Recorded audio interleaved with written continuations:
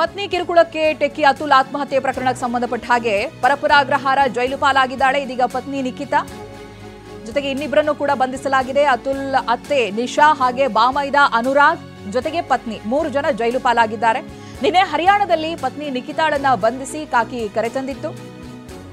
ಉತ್ತರ ಪ್ರದೇಶದಲ್ಲಿ ನಿಶಾ ಹಾಗೆ ಅನುರಾಗ್ನನ್ನ ಬಂಧಿಸಲಾಗಿತ್ತು. ಒಟ್ಟು 3ರನ್ನು ಕೂಡ ಪೊಲೀಸರು ವಶಕ್ಕೆ ಪಡೆದಿದ್ದಾರೆ. ಮಾರತಹಳ್ಳಿ ಪೊಲೀಸರಿಂದಲೇ ನಡೆದಿರುವಂತಹ ಕಾರ್ಯಾಚರಣೆ ಇದು. ಅತುಲ್ ಸಾವಿನ ನಂತರದಲ್ಲಿ ತನಿಖೆಗಿಳಿದಂತಹ ಪೊಲೀಸರು ಇದೀಗ ಪತ್ನಿ ಸೇರಿದಂತೆ ಬಾಮೈದ ಅತ್ತೆ 3ರನ್ನ ಕೂಡ ಬಂಧಿಸಿದ್ದಾರೆ. ಈತನ ಡೆತ್ ನೋಟ್ನಲ್ಲಿ ಉಲ್ಲೇಖವಾಗಿರುವಂತಹ ಅಂಶಗಳು ತನಿಖೆಗೆ ಪೂರಕವಾಗಿತ್ತು. ಈ ಪ್ರಕಾರವಾಗಿ ಉತ್ತರ ಪ್ರದೇಶಕ್ಕೆ ತೆರಳಿರುವಂತಹ ವಿಶೇಷ ಪೊಲೀಸರ ತಂಡ ಇದೀಗ 3ರನ್ನ ಕೂಡ ಬಂಧಿಸಿ ನಿನ್ನೆ ದಿನ ಜಡ್ಜ್ ಮುಂದೆ ಕೂಡ ಹಾಜರುಪಡಿಸಿದ್ದಾರೆ. ಅನಂತರದಲ್ಲಿ ಪೊಲೀಸ್ ಕಸ್ಟಡಿಗೆ ಪಡೆದಿದ್ದಾರೆ. ಇನ್ನು ಮುಂದಿನ ತನಿಖೆ ಆರಂಭ ಆಗುತ್ತೆ. ಫಾಲ್ಸ್ ಅಲಿಗೇಷನ್ಸ್ಗಳನ್ನ ಮಾಡಿದ್ದಾರೆ ಅನ್ನುವಂತಹ ವಿಚಾರಗಳು ಡೆತ್ ನೋಟ್ನಿಂದ ಬಯಲಾಗಿದೆ.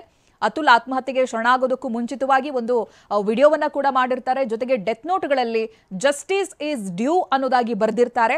ಜೊತೆಗೆ ಏನೇನ್ ತನ್ನ ಜೀವನದಲ್ಲಿ ಆಗಿತ್ತು, ತಾನು ಫೇಸ್ ಮಾಡಿರುವಂತಹ ಕಾನೂನು ಜೊತೆಗೆ ಈ ಕೋರ್ಟ್ ವಿಚಾರಗಳೆಲ್ಲವನ್ನೂ ಕೂಡ ಅವ್ರು ಮೆನ್ಷನ್ ಮಾಡಿರ್ತಾರೆ.